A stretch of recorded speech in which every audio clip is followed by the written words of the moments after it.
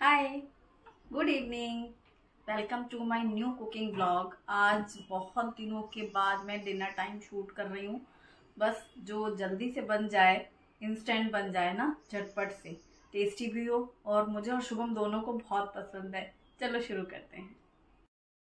बारिश का है सीजन। शाम को बच्चों को अक्सर ही लगता है कुछ चटपटा सा खाना है। काफी नाम ले चुका था शुभम, ये वो खाने का मन कर रहा है। फिर लास्ट में बोला, आप मम्मा बहुत दिनों से ना वो नहीं बनाया है। मैंने कहा क्या? तो वो कॉर्नफ्लेक्स वाली नमकीन। तो मैंने कहा ठीक है, चलो वही बनाते हैं। कढ़ाई में सरसों का तेल गरम करने रखा और थोड़े थोड़े छोटे छोटे बैचेस में ये डाले हैं मैंने मक्के के पोहे। इनको तलने वाले कॉर्नफ्लेक्स अलग आते हैं, दूध वाले अलग। तो यहाँ पर जैसे भुसावल में ना हम लोग बोलते हैं तलने वाले पोहे, जो नमकीन बनती है, तो यही नाम करके मिलते हैं। वो लूज भी मिलते हैं, पैकेट भी मिलता है। तो थोड़े थोड़े बैचेस में फ्राई कर लिए। फिर साथ में थोड़ी सी मूंगफली के दाने भी फ्राई किए। और जब मूंगफली फ्राई हो गई ना, तब थोड़े से करी पत्ता भी डाल दिए, तो वो भी साथ ही फ्राई हो गई हैं। अब इन सबको एक साथ प्लेट में लिया, नमक मिर्ची डाली और इसको मिक्स करने के लिए किसी भी बड़े बर्तन में लेके ऐसे उछाल लो या फिर चम्मच से अच्छे से मिक्स कर लो। तो नमक मिर्च की अच्छी कोटिंग हो जाती है अभी तुरंत तुरंत फ्राई करो तो। और ये क्रिस्पी रहते हैं, बहुत टेस्टी लगता है। शुभम को ऐसी चीज़ें पसंद है, शाम में उसका मन करता है तो कभी कभी बन जाती हैं उसके मन की चीज़ें। तो आज काफ़ी दिनों बाद उसकी ये कॉर्नफ्लेक्स वाली नमकीन बनी है। इसमें मर्जी चाहे आप आलू के लच्छे भी डाल के फ्राई कर लो, कुछ कुछ भी अलग अलग कर सकते हैं मिक्स वाला। ये प्लेन भी बहुत अच्छा लगता है। अब दूध पी चुका था वो शाम को ही, तो अभी मैंने उसको बना के ये दिया है नमकीन। इसे बना के स्टोर भी कर सकते हो आप। अभी मैंने लिया है हाफ कप बेसन, हल्दी मिर्ची और नमक डाला है, चुटकी भर हींग डाली है और इसे थोड़ा थोड़ा पानी डालते हुए गाढ़ा सा बैटर बनाएंगे। और इसको ना खूब अच्छा फेंटेंगे, लगातार एक ही डायरेक्शन में तेज फेंटेंगे। जितना अच्छा उतनी अच्छी पकौड़ियाँ सॉफ्ट बनती हैं। तो उसी गैस को मैंने बंद कर दिया था जब नमकीन बनाई थी, तो उसी गरम तेल फिर से गैस ऑन किया, फिर डाले इसमें पकौड़े और मैंने पकौड़े फ्राई किए। बहुत थोड़े से पकौड़े चाहिए थे, गिनती के 10-12, इसी वजह से हाफ कप मैंने बेसन लिया है। डिनर में बनाना है तो ये है कि ज़्यादा भी ना हो जाए और ख़त्म कम भी ना हो। ऐसे होता है ना कि रात का खाना बनाना है तो बस कढ़ी चावल बनना था, पकौड़ा कढ़ी। तो यहाँ पर 2 बैचेस में हमने ये थोड़े से पकौड़े बना लिए। और जैसे ही ड्रॉप किए पकौड़े सेकेंड बैच के, वो जो बेसन हमने घोला था वो ख़त्म, कटोर दान खाली बोल वो बाउल पूरा। और इतने पकौड़े बन गए। उसमें लिया हमने हाफ कप दही, हाफ कप फिर से बेसन, हल्दी पाउडर, धनिया पाउडर, मिर्ची पाउडर, आधा आधा चम्मच, और सबको अच्छे से फेंट लिया। फेंटते वक्त मैंने पानी भी 2 गिलास के करीब डाल दिया है। तो यानी कि दही, बेसन, पानी और ये सूखे मसाले सब अच्छे से पूरा फेंट करके साइड में रख लिया। अब एक प्लेट में लिए हैं आधा आधा चम्मच खड़े मसाले, जैसे राई, जीरा, मेथी, और इसमें थोड़े से करी लीव्स और एक लाल सूखी मिर्ची के भी मैंने पीसेस काट लिए हैं, और थोड़ी सी लिए हींग। इन सभी को हम साइड में रख लेंगे। एक ही साथ मैं प्लेट में निकाल लेती हूँ, मुझे तड़के के लिए इजी रहता है, फिर एक ही बार में एक बार तड़का लग जाता है। और हाँ, हरा धनिया तो चाहिए ही है, वो भी काट के साइड में निकाल लिया है। और अब कुकर में 1 कप चावल निकाले हैं, इनको धुल करके साफ पानी डालकर, चुटकी भर नमक डालकर, 1 चम्मच घी डालकर बंद करके इसको रखा गैस के ऊपर। 1 विसिल आएगी ना, फिर बस गैस बंद कर दूंगी मैं, पूरी स्टीम निकलेगी, तब हम चावल का कुकर खोलेंगे। कढ़ी की सारी तैयारी हो चुकी है और अब बस कढ़ी बनानी है। ये है अगारो का मल्टी कुकिंग पॉट और इसमें मैं कढ़ी छौंक रही हूँ। ये विद ग्लास लिड है। पॉट में डालेंगे 1 बड़ा चम्मच जितना घी। जैसे ही घी गर्म हुआ है तो सारे खड़े मसाले, राई, जीरा, मेथी, लाल सूखी मिर्ची और हींग, करी पत्ता, ये सारी चीज़ें डालने के बाद जो हमने बेसन, पानी, दही और सूखे मसाले डाल करके घोले थे, वो पूरा इसमें डाल देंगे। अगर नमक स्वाद के अनुसार डाल देंगे। अगर लगे कि थोड़ा पानी कम है तो इसमें पानी और डाल सकते हैं। तो मैंने टोटल 3 गिलास के करीब पानी डाला है। 2 पहले डाला था, 1 गिलास अभी डाला है। और मिक्स करके कढ़ी पकने रख दी। कढ़ी को पकने में थोड़ा सा मतलब टाइम लगता है, बीच बीच में हिलाते जाएं। और अगर पहले से दही और बेसन फेंट लेते हैं ना, तो फिर बेसन के या दही की ऐसे गांठे से नहीं बनती है, स्मूथ सी कढ़ी बनती है। और बस बीच बीच में हिलाना बहुत ज़रूरी रहता है, उबाल आ जाए, बाहर ना निकल जाए, ये भी देखना रहता है। और बीच बीच में हिलाकर जब अच्छे से उबाल आ जा रही है 1-2 बार ना, फिर मैंने डाल दिए हैं पकौड़े, और पकौड़े डाल करके भी मिक्स कर दिया है, कुछ देर के लिए ऐसे कवर कर लिया है। और जब उसमें ऐसे उबाल बार बार आ जा रही है तो बीच बीच में उसको लिड हटा करके हिलाती भी जा रही हूँ मैं। तो बस कढ़ी पक रही है, चावल पक चुके हैं, 1 विसिल आई थी, मैंने गैस बंद कर दिया था। और जैसे ही कढ़ी पक चुकी है, लास्ट में डाला है ताज़ा हरा धनिया, और तड़के पैन में घी गरम किया है, डाला है लाल सूखी मिर्ची, कसूरी मेथी और थोड़ी सी हींग और डाली है। तड़के में दोबारा से हींग डालो तो बहुत अच्छी खुशबू आती है। जैसे ही तड़का डाला तो थोड़ी देर के लिए लिड लगा दी, ताकि जो उसकी खुशबू होती है ना तड़के वाली कसूरी मेथी और हींग वाले घी के साथ, वो उसमें रहे। और बहुत अच्छी खुशबू और टेस्ट तो फिर क्या ही कहने। गरम गरम कढ़ी पीने में भी बहुत अच्छी लगती है, खाने के साथ तो अच्छी लगती ही है। किसे किसे पसंद है ऐसे गर्मा गर्म कढ़ी पीने में अक्सर घर में जब कढ़ी बनती थी ना, तो मैं हमेशा कढ़ी सूखी खाना पसंद करती थी। अब मैं खुद बनाती हूँ तो नहीं करती ऐसा काम, पहले करती थी घर में अभी कुकर खोल के देखते हैं, चावल पक चुके हैं और एकदम खिले खिले बिखरे हुए चावल हैं। और मैं तो अंदाज से पानी डाल देती हूँ, फिर भी बिल्कुल सही बनते हैं। और अभी 1 चम्मच घी गरम किया है, उसमें 1 बड़ा चम्मच भर के जीरे डाले हैं, और जीरे के बाद डाल दिया है ये चावल, और इसे मिक्स कर देंगे क्योंकि तो मैं बना रही हूँ जीरा राइस। और इसमें थोड़ा सा हरा धनिया भी डाल दिया, और इसे कुछ मिनट के लिए बस भूनेंगे। बहुत ज़्यादा देर के लिए भूनने की ज़रूरत नहीं है, बस घी गरम करके जैसे जीरे चटकते हैं ना, और फिर आप चावल डाल करके उसे मिक्स कर दो। मुझे ऐसे ही जीरा राइस पसंद है। अगर मैं चाहती तो मैं कुकर में घी और जीरा और चावल डाल देती, बन जाते जीरा राइस, लेकिन उनकी टेस्ट और इनकी टेस्ट में मुझे फ़र्क लगता है, इसलिए मैं ये काम करती हूँ। और मैंने कढ़ाई में तला ही था वो कॉर्नफ्लेक्स, तो फिर तेल हटा दिया था वो पकौड़े वाला, और कढ़ाई धुलनी थी तो मैंने उसी में घी डाल करके जीरा डाल के ये जीरा राइस कर लिया। ऐसे टेस्ट भी मुझे पसंद है। बस अब चलो प्लेटिंग करते हैं। कढ़ी चावल है आज, बहुत सिंपल, बहुत दिनों बाद मैंने आज डिनर टाइम शूट किया। ऐसे क्या ये था ना कि चलो थोड़ा सा तो बनना है तो कर लो, जैसे बहुत ज़्यादा देर तक रहता है, फिर सुबह भी शूटिंग करो, फिर शाम में, फिर मन नहीं करता ना, थक जाती हूँ मैं, इसलिए नहीं करती, एक ही टाइम करती हूँ मॉर्निंग में ही। और गर्मा गर्म कढ़ी चावल खाने आ जाओ सब लोग, किसको किसको पसंद है ये वाला ना कढ़ी चावल वाला खाना, मुझे और मेरे दोनों बच्चों को पसंद है। मैं भी खुश हो जाती हूँ ऐसे शॉर्टकट बनाने में, और बच्चे भी खुश हो जाते हैं खाकर। आज चलो फिर से मन की बात करते हैं। अक्सर ही व्यूवर्स के कमेंट्स होते हैं कि अपने मन की बात किया करो, अच्छा लगता है, कुकिंग तो रोज़ ही होती है। बहुत दिनों से मैं ऐसा सोच रही थी कि जो हमारी सोसाइटी है उसमें डबल थिंकिंग क्यों है, मेल्स के लिए और फीमेल्स के लिए। और ये विचार कैसे आया, मेरे पास एक मैसेज आया था, मेरी फ्रेंड ने मुझे भेजा था, तो पहले मैं वो मैसेज पढ़ के सुनाना चाहती हूँ, ताकि जब मैंने उसको पढ़ा था, और इस बात को मुझे लग रहा है कि साल होने को है, वो संभाल के रखा हुआ था मैंने, और इसके बाद फिर मैं अपने मन की बात कहना चाहती हूँ। मैसेज कुछ इस तरीके से है। आज फिर चुपके से मृत्यु आई और एक परिवार अध्वस्त करके चली गई। अरे हाँ, ये तो भूल ही गई बताना कि भारत में मृत्यु के 2 प्रकार होते हैं। पति की मृत्यु जो अकेली नहीं आती, अपने साथ पंचक लेकर आती है, जो 5 मृत्यु का योग बनाती है।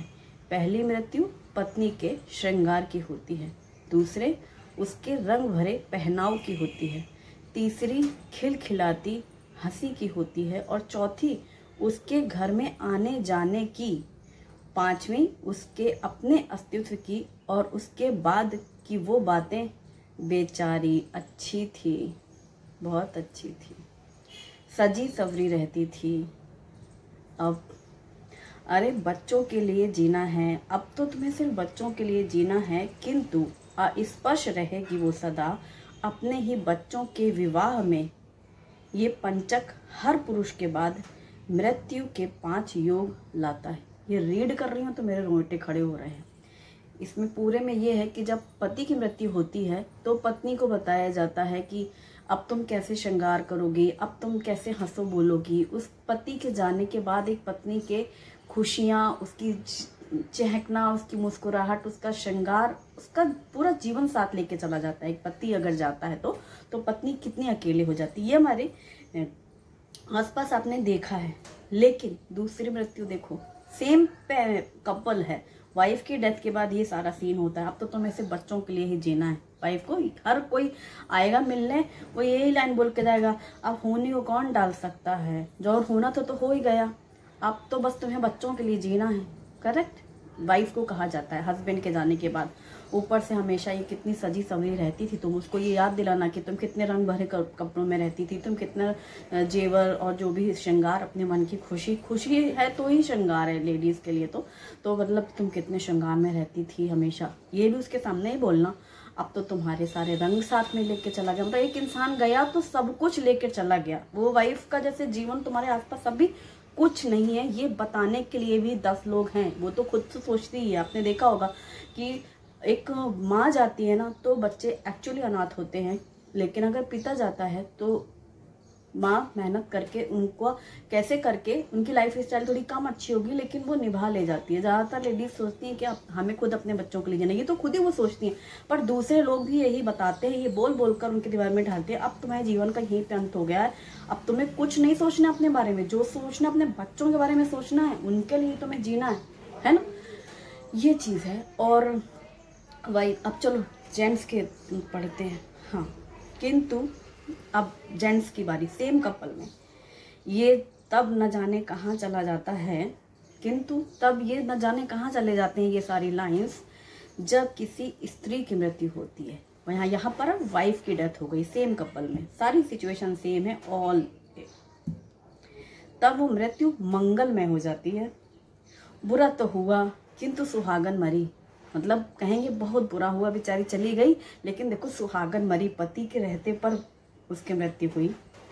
अरे अप्सराएं स्वागत करेंगे उसका, भला हुआ बेचारी का, पति के बिना क्या जीती। मतलब एक तो वो गई, ऊपर से उसके घर आकर के उसके जाने के बाद पीठ पीछे लोगों का ये कहना कि सुहागन मरी बेचारी। देखो पति के सामने हर औरत की यही इच्छा होती है, और फिर अप्सराएं वहां स्वागत करेंगे इसको, ये लालच देना और ये देना कि भला हुआ बेचारी, पति के बिना क्या जीती। मानो तुम्हारी जगह पति चला जाता तो तुम कैसे जीती, तुम्हारा पति तो फिर भी जी लेगा, यही तो कहने का मतलब है। और उस पति के लिए कहेंगे, पत्नी के पति के लिए कहेंगे, अभी तो जवान ही है बेचारा, बच्चे पालेगा कि काम करेगा। समझ गए, डेथ होने के 1 हफ्ते बाद से उसके दिमाग में कीड़ा डाला जाएगा कि अब तुम अकेले कैसे जियोगे, बच्चों को पालोगे कि तुम कमाओगे। समझ गए डायरेक्टली, वो जोड़ाओ। अभी दूसरा है कि अभी तो जवान ही है बेचारा, बच्चे पालेगा या कमाएगा, 1-2 महीने में शादी करना होगा बेचारे की। अब दुकान जाएगा कि जो है घर देखेगा, बताओ। काम वाली भी तुम लगा लो तो ये लेडीज की थिंकिंग, अरे काम वाली भी होंगी तो उन्हें भी 4 बार बताना पड़ता है कि ये बनाओ, आज ये बनाओ। अब वो बेचारा दुकान जाएगा कि घर संभालेगा, बच्चों को टाइम पे टाइम भूख लगती है, बच्चों को खाना खिलाता रहेगा कि कमा के लाएगा। मतलब वो बेचारा हो गया कि वो दुकान जाएगा। और जबकि हमेशा हिंदुस्तान में जो शादियां होती हैं, जेंट्स हमेशा लेडीज से 5 साल मिनिमम, 5, 4, 3, 2, 1 साथ बड़े ही होते हैं उम्र में, फिर भी वो जवान रहेगा। वो जवान है वो बेचारा, उसकी कोई उम्र का लेना देना नहीं है, वो जवान है और बेचारा बन गया। ठीक है, अब तो शादी करनी पड़ेगी बेचारे की, 1-2 महीने में शादी करना होगा, दुकान तो जाना ही होगा बेचारे को। देखो दुकान तो जाएगा ही, अब दुकान तो नहीं बंद कर सकता ना वो, फिर दुकान तो जाएगा ही, दुकान तो जाना होगा। जाने वाली के साथ थोड़े ही जाते हैं, अब जिसको जाना था वो तो चला गया, उसके साथ थोड़े ना जाते हैं। मतलब अब वो तो देखो चला गया, मर गया, तुम थोड़ा ना मर के जियोगे, तुम जिंदा रह के जियो। 1-2 महीने में शादी करना होगा, दुकान तो जाना ही होगा, जाने वाले के साथ थोड़े ही ना जाते हैं। और क्यों और कब तक तुम ऐसे रहोगे? मतलब क्यों? तुम अगर दुख में हो, अकेले जीना चाहते हो तो क्यों, और अगर कब तक हम विरोध नहीं करेंगे, इस बात का विरोध नहीं करेंगे, समाज को नियंत्रित करेंगे, उठो जागो और अपने आसपास होने वाले ऐसे अन्याय का विरोध करो। बताओ कि हमें अब स्वीकार नहीं है अपने अस्तित्व की पंचक मृत्यु। ये मेरी फ्रेंड ने भेजा था, उस दिन भी ऐसे रोंगटे खड़े हो गए थे कि कितनी एक लाइन कितनी सही है उन्होंने भेजी थी। मैंने तुरंत उनको कॉल किया, मैंने कहा भाभी क्या बात है यार, आज मतलब मन की बात किसी ने कही है। फिर हमने अपने दिमाग को चारों तरफ दौड़ाया। जो हम लोग कोई भी बात सुनते हैं तो हम लोग की मतलब ह्यूमन नेचर है कि हम अपने आसपास देखते हैं। मैंने लाइन से देखे कि कितनी वाइफ की जो डेथ हुई है, उनके हस्बैंड की चटपट शादी साल भर के अंदर, और जिनके वाइफ हस्बैंड की डेथ हुई है वो बेचारियां अभी भी स्ट्रगल कर रही हैं, जैसे तैसे अपने बच्चों को पाल रही हैं। गलत नहीं है किसी का शादी करना, मैं ये नहीं कह रही हूँ कि जिन्होंने शादी कर ली वाइफ के जाने के बाद वो गलत है, मैं ये जस्टिफाई नहीं कर रही हूँ। मैं ये कहना चाहती हूँ, ये मैं बोलना चाहती हूँ मेरे मन की बात की सेम थिंकिंग क्यों नहीं, सेम विचारधारा क्यों नहीं।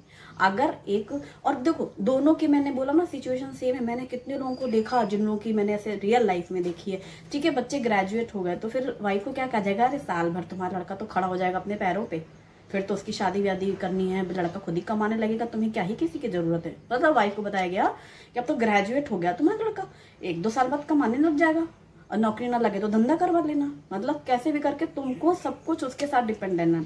हस्बैंड के लिए कहा गया था, मैंने रियल लाइफ में देखा था। ये तो सिर्फ उनका एक मैसेज था बताने, बहुत अच्छा बहुत सुंदर मैसेज था जिसने ही सोचने पे मजबूर कर दिया।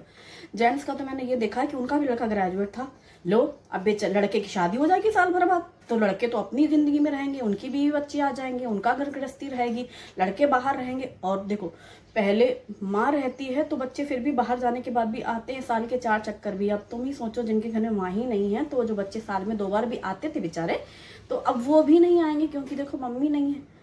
तो फिर उनको यही बताया गया जेंट्स को कि दो, ये यहाँ पे जो मैं बता रही हूँ ये 2 अलग अलग फैमिलीज हो गई। ये तो एक उनका तो मैसेज एक ही कपल के लिए था।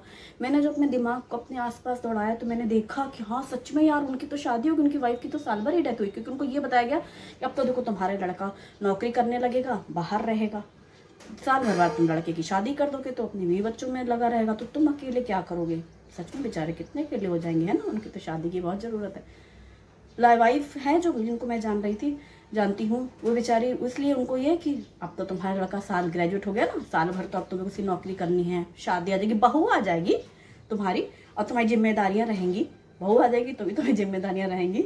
और कभी लड़के के पास गई, कभी अपना घर आई, मतलब वो जो पुराना अकेले घर में रहना, वहाँ पे भी तुम कभी रहोगी, कभी बहू के पास आओगी जाओगी, तो ऐसे दिन कट जाएंगे। और भगवान के भरोसे, जिसने बिगाड़ा है वही सुधारेगा, जिसने बिगाड़ा है वही सुधारेगा। तुम्हें कोशिश भी नहीं करनी है, ठीक है, इनडायरेक्टली जिसने बिगाड़ा है वही सुधारेगा।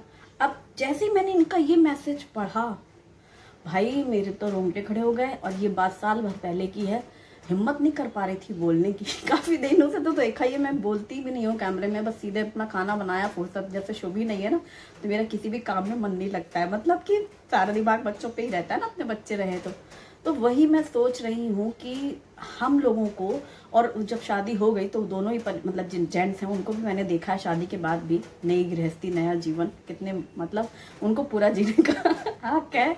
और एक खुशियाँ, मतलब पत्नी गई तो लाइफ में बाहर आ गई, खुशियाँ हो गई एक्चुअली, ठीक है।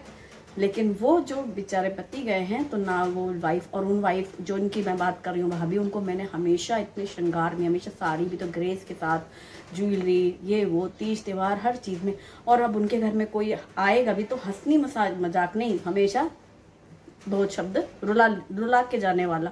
और जो उनके घर जाएंगे भाभी जी के, अरे नई बहू बहुत अच्छी, घर पूरा संभाल ली, बहुत अच्छा किया तुमने, ब्याह कर लिया भैया, बाप रे धन्य हो गए तुम तो, रिश्तेदार भी धन्य हो गए कि चाय पिलाने वाला तो कोई मिल गया, नहीं तो हम आते तो हमें चाय भी ना मिलती। और वहां तो चाय भी पिलाएगी वो बेचारी लेकिन तुम उसको 4 आंसू पिला के जाओगे। यार हम ये सोचते हैं कि हम लोगों को ये 4 डब्बे रखे हैं ना, इनकी आदत है। मतलब हमें पता है, घर का हर सदस्य भूल सकता है कि यहाँ 4 डब्बे रखे थे, लेकिन हमें पता होता है कि 4 डब्बे हैं क्योंकि हमने रखे यार अपने हाथों से एक एक डब्बा। यहाँ तक कि मैं तो ये कह सकती हूँ सीक्वेंस मुझे पता है कि पहले चीनी चाय की पत्ती है और फिर कॉफी है और फिर गुड़ है, ये मुझे पता है, जिसमें दिख भी नहीं रहा है। मतलब ये कहने का कि हम अपने हर छोटी बड़ी चीज़ों से इतना मोह करते हैं और हमारे जाने के बाद क्या होने वाला है ये कोई गारंटी नहीं। और खबरदार, जो किसी ने भी आज के वीडियो के बाद अपने पति से ये लाइन पूछी कि एक बात पूछनी है, क्या जब मुझे कुछ हो जाएगा मैं मर जाऊंगी तो क्या आप दूसरी शादी कर लोगे? खबरदार जो पूछा, जो मुझे पता है सब पूछोगे, तो पता है क्या जवाब आने वाला है, मैं बता रही हूँ। अरे नहीं यार, मैं शादी ही नहीं करूंगा, मैं उस तरह का पति थोड़ा ही ना हूँ कि मैं शादी कर लूँ। अरे बच्चे इतने बड़े बड़े हो गए, कौन शादी वादी, ये आपके सामने कहा जाएगा। और अगर आपको देखना है तो फिर मर के देखो। काश भगवान ने कुछ इस तरीके का बनाया होता कि हम लोगों को ऐसे 24 घंटे या 1 दिन की 2 दिन की ऐसे मृत्यु का मिलता वरदान, तो हम 2 दिन बाद देखते कि कौन क्या क्या बोल रहा है हमारे पीछे में। और आज तो बिल्कुल मत पूछना, याद रखना मेरी ये बात। अगर पूछने का दिल करे तो ये मेरा ही आंसर याद रखना, मिलेगा तो मैं यही आंसर। पर सच में ये सच्चाई है कि ऐसा ही होगा। फिर वो बात अलग है कि हस्बैंड करता है कि नहीं करता शादी, ये उसका डिसीजन होता है। वाइफ करती है या नहीं करती, ये तो उसका डिसीजन ही नहीं होता, उसको तो पहले से थोप दिया जाता है। और एक्चुअली मैं ये बात कहती हूँ, 99 लेडीज नहीं करना चाहती शादी। आप उनसे कहोगे भी ना, तब भी वो इनकार कर देंगी। वो खुद ये कहेंगी कि नहीं, मुझे अपने बच्चों के लिए जीना, अगर मुझे सुख मिलता किसी पार्टनर का या शादी का तो इसी में मिल जाता, भगवान मेरी किस्मत में ऐसा था। मतलब ये खुद वो लेडी कहेगी, लेकिन दूसरे लोग कभी उसको ये सलाह नहीं देंगे कि तुम शादी कर लो, उसके जिसके जवान बच्चे हैं। और दूसरी तरफ जेंट्स को यही सलाह दी जाएगी कि फॉर एग्जाम्पल अभिलाषा का ये भरा पूरा संसार हर को यही कहेगा, ये कौन संभाल लेगा इतनी गृहस्थी लाओ किसी को जो गृहस्थी संभाले, घर संभाले, बच्चे संभाले। हालांकि बच्चे कोई नहीं संभालता है, अब बच्चे बड़े हो गए तो वो तो वैसे ही बाहर चले गए और फिर और भी नहीं आते हैं, लेकिन संभाला जाएगा किसी और को। तो ये सच्चाई है और ये एक्सेप्ट करनी चाहिए। इसीलिए मैंने एक दिन और बोला था, कुछ ऐसे सच हैं तुम्हारा दिल नहीं भी स्वीकार कर रहा, लेकिन तुम्हें करना पड़ेगा, करना चाहिए, क्योंकि इसके लिए जिम्मेदार हम और तुम हैं, हम ही समाज हैं। हम ही ऐसा दूसरों के बारे में बोलते हैं। जब तुम ये चाहो कि तुम्हारे साथ ऐसा ना हो, तुम्हारे जाने के बाद ऐसा ना हो, तो तुम्हें सबके साथ फिर सेम विचार रखने चाहिए। तभी जब एक से एक बढ़ेंगे, सब एक जैसा बोलेंगे, एक जैसा सोचेंगे, तभी सबके साथ अच्छा होगा।